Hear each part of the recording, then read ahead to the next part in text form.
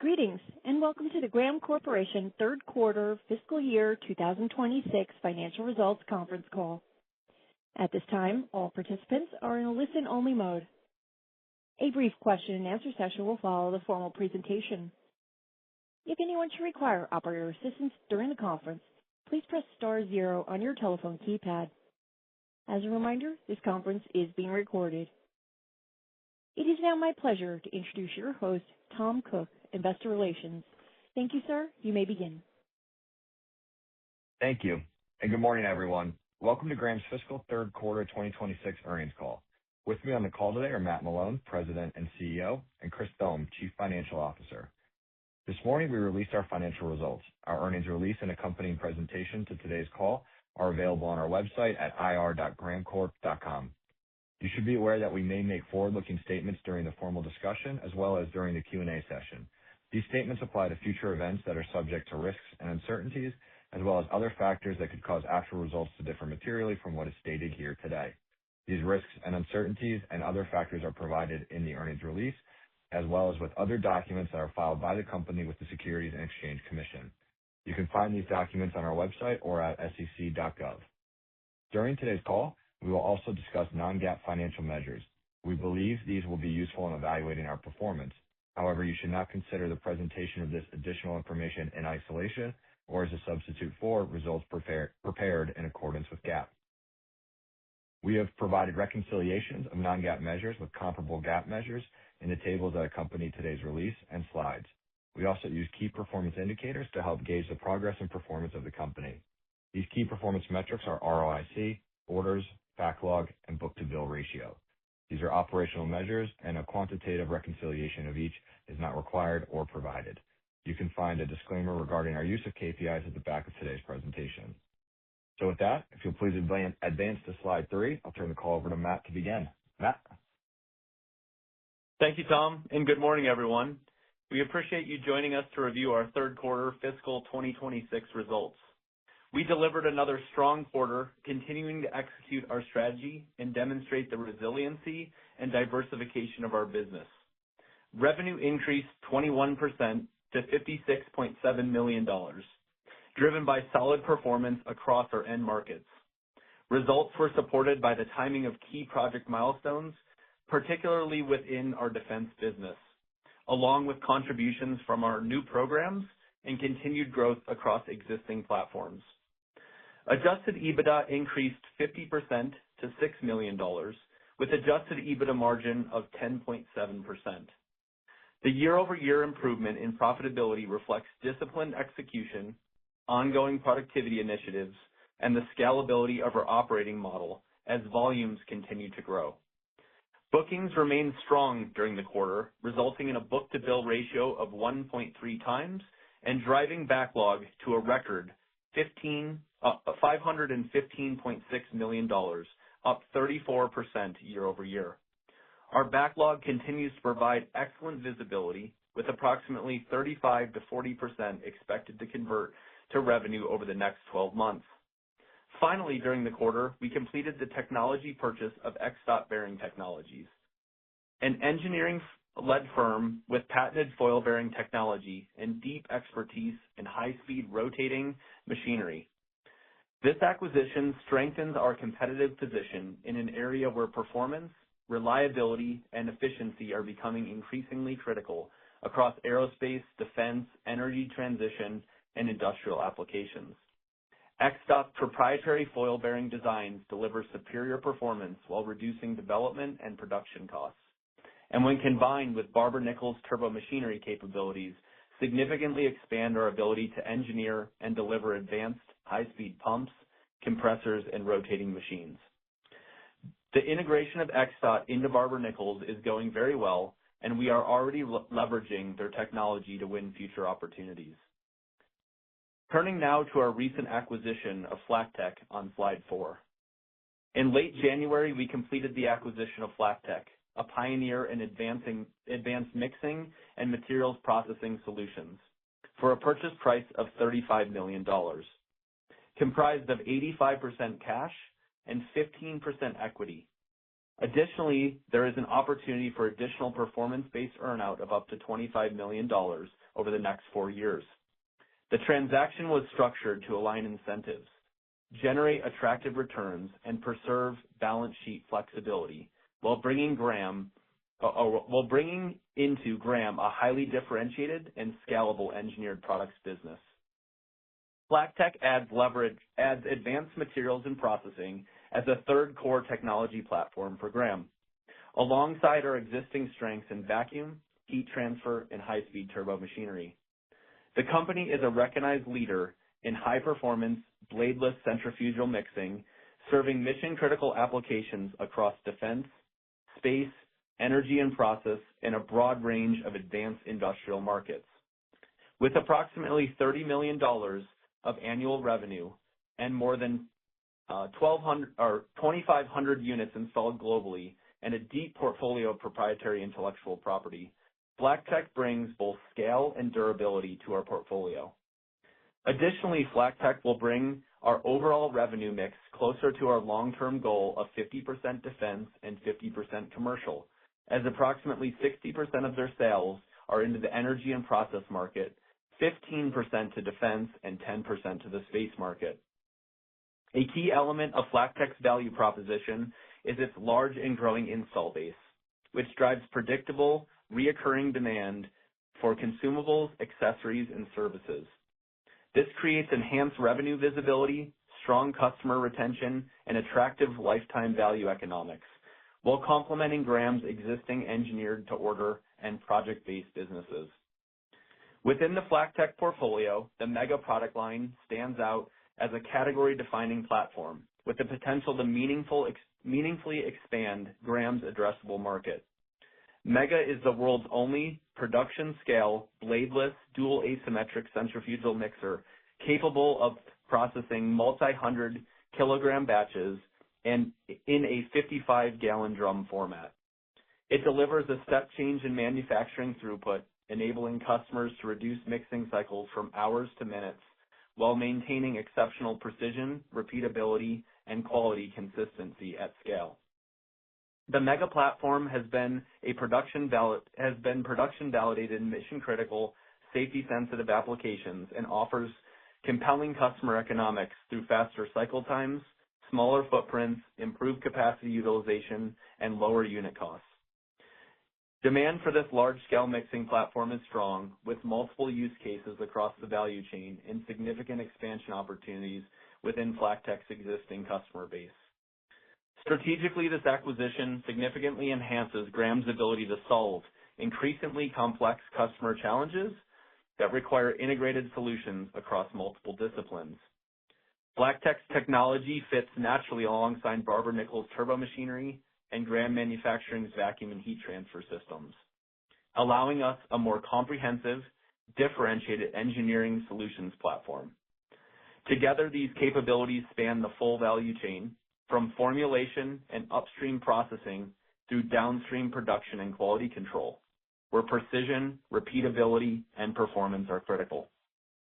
Most importantly, FlackTek aligns with our defined M&A criteria that we have outlined for a few years now. That is, a moated engineered product portfolio, process-critical applications, a predominantly domestic customer base, strong leadership continuity, and clear opportunities for long-term organic growth and margin expansion. We believe this acquisition meaningfully strengthens Graham's competitive positioning, enhances the durability and visibility of our revenue base, and supports sustained value creation for shareholders long-term. We are really excited to have the entire FlackTek team as part of Graham. Turning to organic investments on slide 8, we continue to make disciplined, high-return investments across the business that are now translating into tangible operating capabilities for future growth. Importantly, many of the strategic expansion projects we have discussed over the past several quarters are now completed or entering the final stages of commissioning, positioning us well as demand across our end markets remains strong. Starting with defense, we completed our new Navy manufacturing facility in Batavia, New York, during the second quarter of fiscal 2026. This $17.6 million expansion, supported by a $13.5 million customer grant, significantly expands our capacity and capabilities to support critical U.S. Navy programs. The facility is purpose-built for efficiency, precision, and scale, and incorporates automated welding, optimized product flow, and advanced manufacturing processes. In addition, our automated welding machines are now fully installed and commissioned, and our new X-ray inspection facility in Batavia remains on track for completion later this fiscal year. Together, these investments materially enhance throughput, improve quality, and strengthen our ability to execute against long-cycle Navy programs with increasing production requirements. In energy and process, we completed the renovation of our assembly and test facility in Arvada, Colorado, earlier this fiscal year. That site is now fully operational with both product and personnel in place, providing increased flexibility and improved execution for capital projects and aftermarket work. During the quarter, we also kicked off an aftermarket acceleration initiative, leveraging AI tools to improve responsiveness, pricing, and service penetration. In parallel, we expanded and consolidated our engineering and service footprint in India, strengthening our global operating model and improving cost efficiency and scalability over time.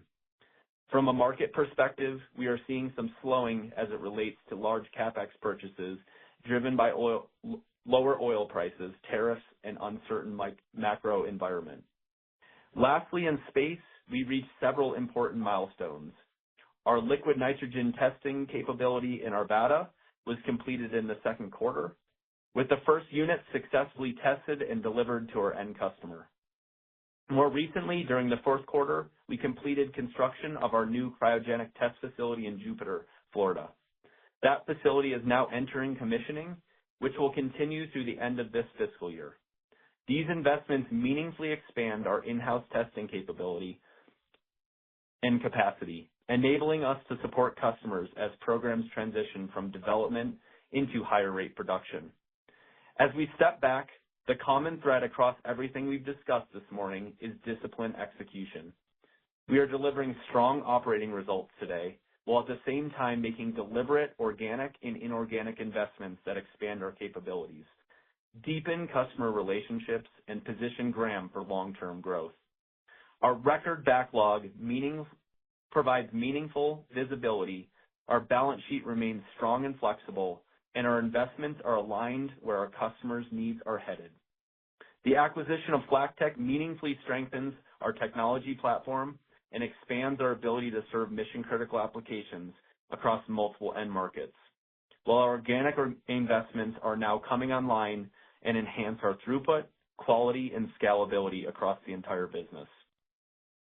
Together, these initiatives reinforce our confidence in Graham's ability to grow organically, expand margins over time, and continue to increase shareholder value.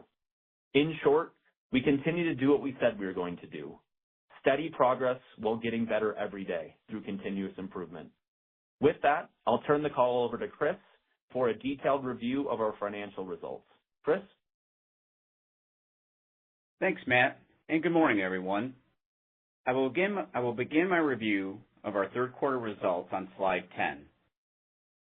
For the third quarter of fiscal 2026, revenue was $56.7 million, an increase of 21% compared to the prior year, reflecting continued strong execution across our diversified end markets. Sales to the defense market increased by $8.3 million, driven by the timing of project milestones, contributions from new programs, better pricing, and growth across existing programs. Sales to the energy and process market increased $2.1 million, or 13%, reflecting continued strength in aftermarket sales, as well as momentum in our new energy markets, and in particular, SMRs. Aftermarket sales to the energy and process and defense market were $10.8 million, up 11% over the prior year period, continuing to demonstrate demand across our global installed base. Turning to slide 11, gross profit increased 15% to $13.5 million, and gross margin was 23.8% for the quarter. The year-over-year margin decline of 100 basis points reflects sales mix, which included a higher level of material receipts, which carry lower margins. In addition, the prior year period benefited $255,000 from the Blue Forge Alliance grant that did not repeat in this year's quarter. Finally, for the first 9 months of fiscal 2026, we estimate that tariffs have impacted results by approximately $1 million, with minimal impact in the third quarter. For the full year, we have narrowed our expected tariff impact to be between $1 to $1.5 million, reflecting continued sourcing discipline, our established in-country partnerships, and contractual protections. Our teams have really done an excellent job navigating this uncertain environment. On slide 12, as you can see, this operating performance continues to translate into strong bottom-line results. Net income for the quarter was 25 cents per diluted share, and adjusted net income was 31 cents per diluted share. Adjusted EBITDA increased 50% to $6 million, and our adjusted EBITDA margin was 10.7%, reflecting improved operating leverage and disciplined cost control. On a year-to-date basis, adjusted EBITDA margin for fiscal year 2026 was 10.8%, up 100 basis points over the prior year period, and in line with our updated full-year guidance, which I will speak to in a few minutes. As expected, SG&A increased year over year due to continuing investments in our operations, our technology, and our people, as well as higher acquisition and integration costs related to the XDOT and FlackTek acquisitions. However, as a percentage of sales, SG&A declined 200 basis points to 18.6%, which demonstrates our financial discipline and higher net sales throughout the fiscal year. Moving to slide 13, orders remained strong in the quarter, totaling $71.7 million. This strength was driven by strong demand in the defense and space markets. Energy and process orders were down slightly during the quarter, as lower aftermarket orders and delay in large capital projects due to the macro environment were almost entirely offset by growth in new energy orders. Again, in particular, SMRs. The resulting book-to-bill ratio was 1.3 times, and backlog increased to a record $515.6 million, up 34% year over year. Roughly 85% of backlog is attributable to the defense market, which adds stability and predictability to our business. Approximately 35 to 40% of our backlog is expected to convert to revenue over the next 12 months, with another 25 to 30% converting within 1 to 2 years, providing meaningful visibility into future revenue. As a reminder, our orders remain inherently lumpy due to the multi-year nature of many defense programs and large commercial projects. Over the long term, we target a book-to-bill ratio of approximately 1.1 times to support our growth objective of 8 to 10% organic growth per year. For fiscal 2026, our year-to-date book-to-bill ratio is 1.6 times, well above this long-term goal, and I'm happy to report that our pipeline of opportunities remains full due to the tailwinds we are seeing in our markets. Turning to slide 14, we ended the quarter with $22.3 million in cash, and we had another strong operating cash flow quarter of $4.8 million. Additionally, during the quarter, we continued to invest in our capacity expansion initiatives that Matt outlined, including productivity improvements and enhancing our overall capabilities, as our capital expenditures totaled $2.8 million. Despite this continued investment, as well as our M&A activity, we still have ample liquidity to support our future growth initiatives as a result of our strong cash flow from operations and increased availability under our recently amended revolving credit facility, which was expanded to $80 million in January. As of today, only $20 million of debt is outstanding under this facility after the FlackTek acquisition. Under the terms of the FlackTek transaction, we acquired 100% of the equity of FlackTek for a base purchase price of $35 million, comprised of 85% cash and 15% equity, or 75,818 shares of Graham's common stock. The transaction also included the potential to earn up to an additional $25 million in future performance-based cash earnouts over 4 years beginning in fiscal 2027, contingent upon achieving progressively higher adjusted EBITDA performance targets. The base purchase price represents approximately 12 times FlackTek's projected adjusted EBITDA for 2026. The acquisition was funded through a combination of cash on hand and borrowings under our revolving credit facility. Turning to guidance on slide 15, based on our performance through the first 9 months of fiscal 2026, our outlook for the remainder of the year, and inclusive of the FlackTek and XDOT acquisitions, we are increasing our full-year fiscal 2026 guidance for net sales and adjusted EBITDA. We now expect revenue to be in the range of $233 million to $239 million, and adjusted EBITDA to be between $24 million and $28 million. At the midpoint of the ranges, this represents increases of 12% and 16% respectively. Overall, with strong execution, robust demand across our core end markets, and a record backlog, we remain confident in our ability to deliver continued performance and to achieve our long-term objectives of 8 to 10% organic revenue growth and low to mid-teen adjusted EBITDA margins by fiscal 2027. With that, we can now open the call for questions. Thank you. We will now be conducting a question and answer session. If you would like to ask a question, please press star 1 on your telephone keypad. A confirmation tone will indicate your line is in the question queue. You may press star 2 if you would like to remove your question from the queue. For participants using speaker equipment, it may be necessary to pick up your handset before pressing the star keys. One moment, please, while we poll for questions. Thank you. Our first question comes from the line of Russell Stanley with Beacon Securities. Please proceed with your question. Good morning, and thank you for the questions, and congrats on the quarter. My first question just around demand, specifically defense.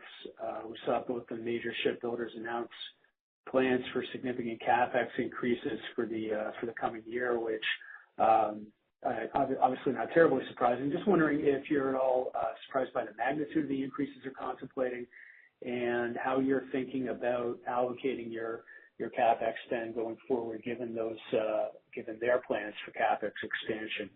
Any color there would be helpful. Thank you.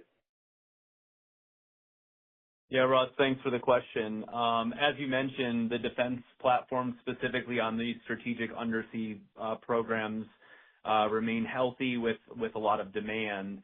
The fortunate thing for Graham is, we've been making these investments for several years at this point, and we believe that we have opened up capacity through sort of efficiency improvements by the equipment we've already implemented.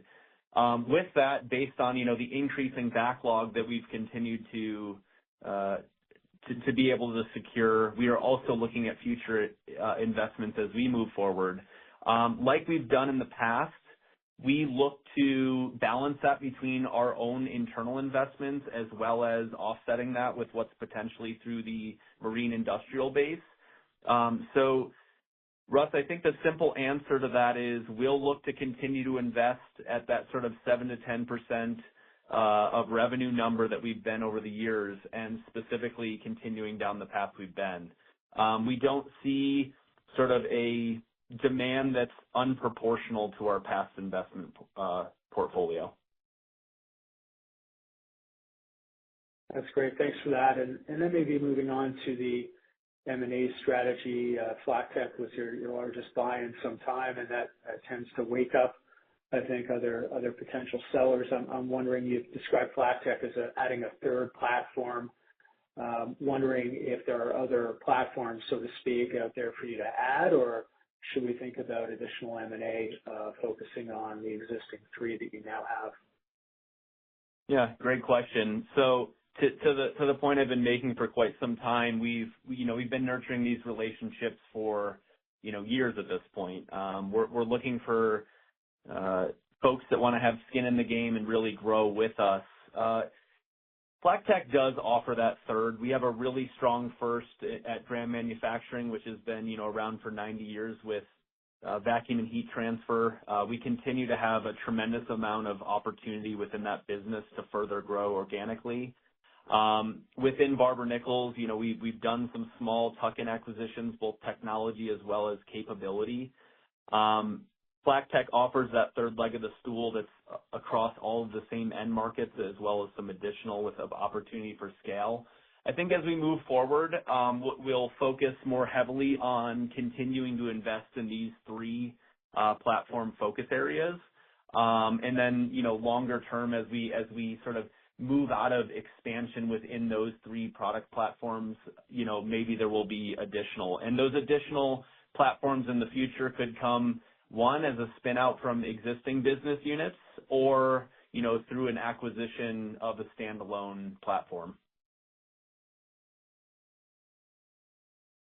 That's great. Maybe I'll sneak in one last question, and I'll come back again to the Navy. Obviously, you're sole source on a lot of the work you do. I'm wondering, how you're thinking about pursuing other work from the Navy, other programs. Obviously, it's easier to get in on the ground floor, but I'd love to hear whatever progress you can share on pursuing new work, not just the existing programs you have, but maybe perhaps other opportunities. Thanks.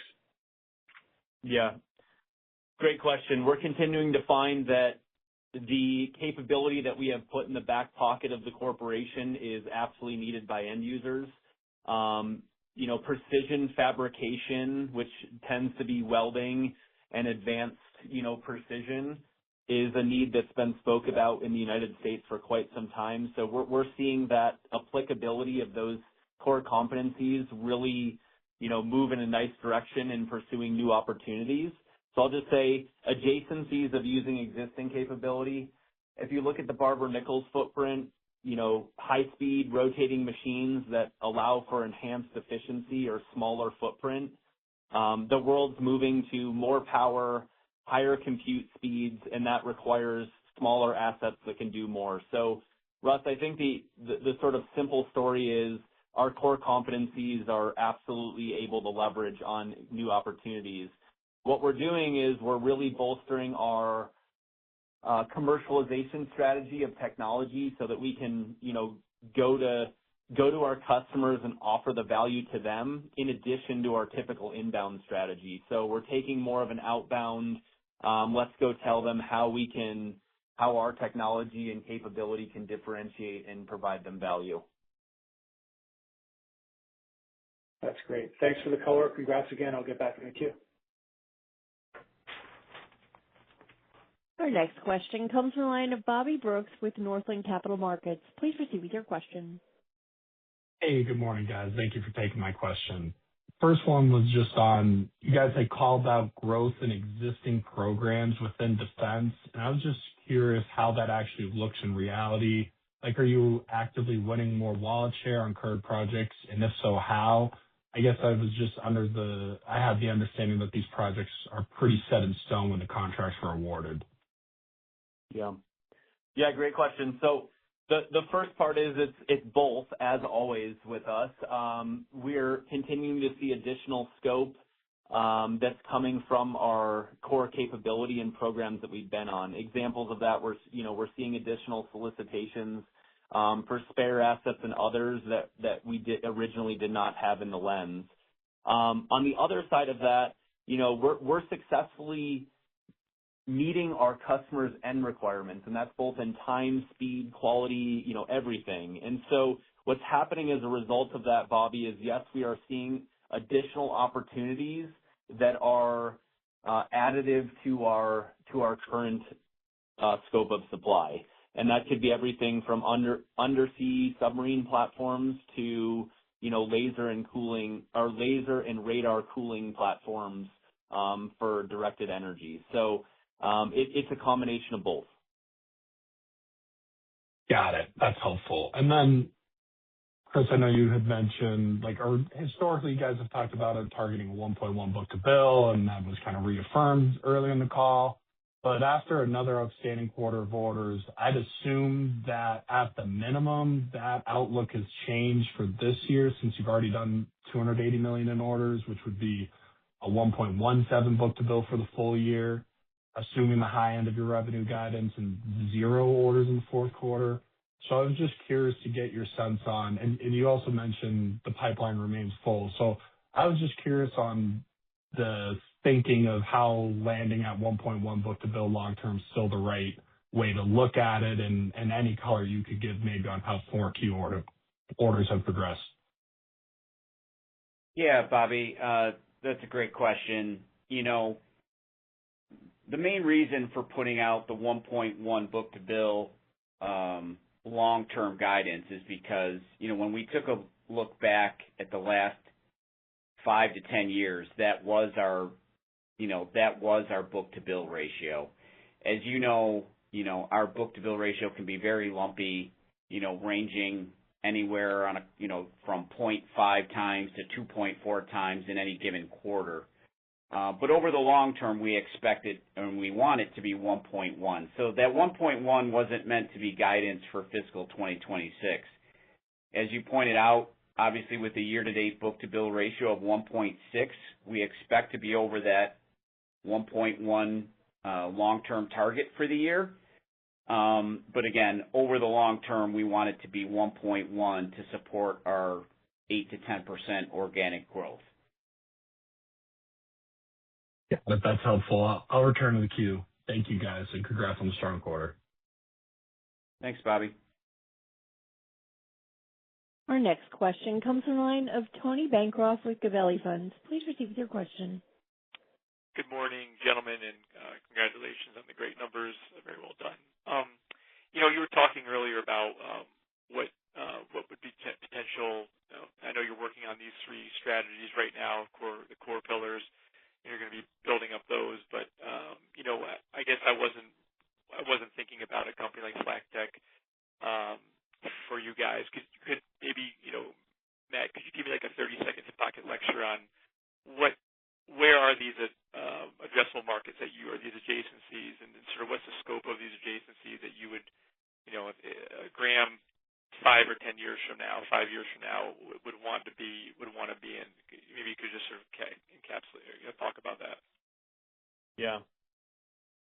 Yeah. So the first thing that folks don't necessarily hone in on is advanced mixing, specifically dual asymmetric mixing, is the exact marry of turbo machinery and vacuum and heat transfer. It literally is the blend of those 2 core physics-based technologies.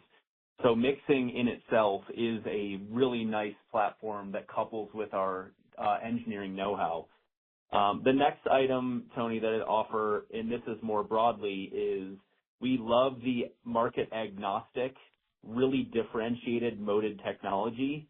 So in FlackTek, I'll use it as an example. You've got 5 product SKUs that range everywhere from lab scale to large production scale, and these really can offer disruptive moat as we move forward. And so what we're seeing there is they play in our 3 end markets extremely favorably, but they also have a portfolio that expands beyond that for continued growth in medical, in personal care, in battery technology, et cetera. The list goes on. The last one that I'd offer you is this. You got to look forward in terms of where technology is moving. We're really, we're talking about electrification of our turbo machinery. We're talking about advanced and intelligent control of our turbo machinery. We're talking about using technology like computational fluid dynamics in our new designs in the industrial business. Really, it's bringing a technology footprint to see where the markets are going. And in this case, the biggest competitor for FlackTek is a bucket and a stick, which is you're mixing this stuff by hand. And so as we move to a place of automation, efficiency, et cetera, where throughputs are increasing, it's a natural replacement for more advanced technology. So it's not one simple answer, but the core of it is engineered, differentiated, technology-driven solutions that have an agnostic market footprint. Perfect. Thanks so much. Great job. As a reminder, if you would like to ask a question, press star one on your telephone keypad. Our next question comes from the line of Gary Schwab with Valley Forge Capital Management. Please proceed with your question. Hi, guys. You're juggling a lot of balls at the same time, and you're handling everything really well. Great job. My question is about FlagTech. You mentioned that they're involved in solid rocket motor mixing. Are there any restrictions from the FlagTech partnership by Anduril against selling Mega to the two major solid rocket motor competitors? So, Gary, yeah, obviously there was a large publication, working between Anduril and FlagTech.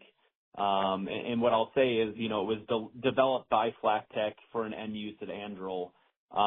We do absolutely view Anduril as a key end user of the technology, and will be continued to ensure that they're successful in their endeavors. This is revolutionizing the mixing process for solid rocket motors, which will push the entire industry forward.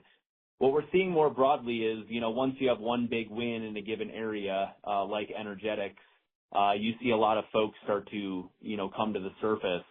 And the short of it is, we have, no restriction in the relationship on providing dual asymmetric mixing machines to others, with the exception of specifically the Mega product line, pending some level of purchase of equipment. So we'll respect that relationship. And what we're seeing is the large machine, the medium machines, the other footprint machines are more than adequate to supply the majority of other providers in this space, which is not prevented. So as a result of the Anduril partnership, we're seeing a lot of other opportunities that have brought the technology to the forefront. But yeah, we'll continue to leverage this across energetics outside of the Mega. Do you expect the Mega to be your leading product for FlagTech? And have you come up with an available market size for Mega? So we're quantifying that today. The answer is, as we move forward, our focus is going to be on production footprint machines, I'll say. But FlagTech's been in business for over 20 years, providing this critical equipment to everything from laboratories to production environments. So I will say there will be a shift in focus to production level machines. Of course, Mega being a portion of that. And the short of it is, I can't speak to the exact TAM on the call today. What I can say is, we see applicability from mixing food to energetics to upstream, the original constituents that go into epoxies, et cetera. So it's really market agnostic. We see sort of an unlimited footprint where this could impact. Okay, great. If I could just ask one last quick one. The $30 million 2026 estimate for FlagTech, that's based on your year-end ending next month. Is that correct?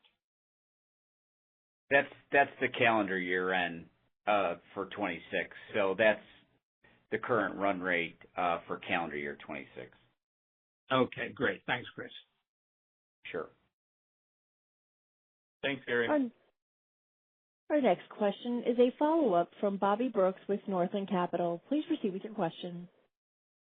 Hey, so on the material receipts, so that was a drag on gross margin this quarter and as well as last. And what I was hoping to get a better sense on was sort of the visibility of that going forward. Obviously, you're always going to have material receipts, right? But do you have a good sense of when those will be highest, a few months out, or maybe asked differently, how far in advance do you know when that type of work is going to flow through revenue? Yeah, so the material receipts are very lumpy in nature. They heavily impacted our Q2 results. They were still higher than normal in Q3. So for Q4 and then going forward, we would expect them to be at a more normalized level. However, again, those material receipts can be lumpy in nature in any given quarter. So we have visibility out for about the next year on that. Got it. And maybe just so is it essentially just ordering raw materials in anticipation of future work? And my understanding is that kind of the reason for it? Am I understanding that right? It's not in anticipation of future work. We only place the material orders when we receive the order from our customer. So therefore, it's basically material receipts to support orders that are already in our backlog. Got it. And then, Matt, I really appreciated the one slide kind of going through some of the significant investments and facility enhancements done this year. But I know that you guys did those were kind of focused on improvements made earlier in the quarter. And so I was just curious on anything to call out specifically that happened within the third quarter. Yeah. A lot. You could see from that list, yes, we delivered the first assets from the liquid nitrogen test facility in Arvada in the third quarter.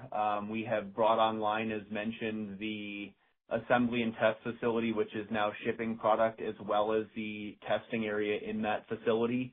So across that entire platform, Bobby, we're seeing real-time impact in the third quarter from those assets coming online. Got it. And then just last one for me. The only exception to that, just for clarity, is the propellant test facility down in Florida.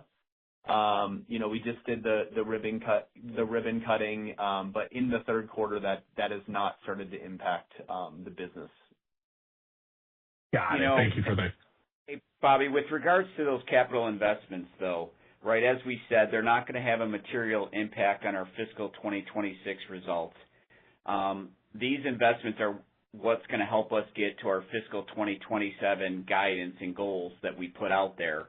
But it's going to be a gradual increase in performance, right? You're not going to see a step change overnight. So it's just these are the investments that we're making to achieve the slow and steady growth that we're looking for and to achieve our fiscal 2027 targets. But it's not going to be a step change. Thank you. That's very helpful color there. Then last question for me is just on the testing facilities in Jupiter as well as Jupiter, Florida, as well as Colorado. Was curious to just maybe hear how the activity has gone thus far with booking up future slots for testing, and just also curious on, have you seen, are those folks who are taking the booking testing slots, are those more so customers you're already working with, or have you started to see a steady stream of folks that you don't have commercial relationships with yet? Yeah, I'll break it down into two. Good question. In the Arvada facility, which is where the liquid nitrogen is, it is dedicated to a given production program today, and what I'll say is it's essentially booked for that program. As a result of execution, we continue to see further pipeline opportunities to continue that forward. Can we use it for other programs? The answer is absolutely yes, and we will. But today it's focused on one, so I would just call that pipeline healthy. On the cryogenic facility side, look, most important for us is safety on that facility and sort of with the commissioning process. So today we're having number of conversations with potential end users, most of which are customers today. We are focusing on the commissioning around the product that is already in our backlog. And so we're prioritizing that not for a testing as a service today, but rather testing the product that we're shipping to our end customer contractually. So we'll ramp through testing our own products in the near term. But in short, Bobby, yes, the pipeline remains very active. That's great to hear. Thank you guys for the call. I'll return to the queue. Mr. Malone, we have no further questions at this time. I'd like to turn the floor back over to you for closing comments. Thank you. As you can see, we are pleased with our results and look forward to keeping you updated on our progress. As always, please reach out with any questions. Thank you, everyone, for joining us today and your interest in Graham. Ladies and gentlemen, this does conclude today's teleconference. You may disconnect your lines at this time. Thank you for your participation, and have a wonderful day.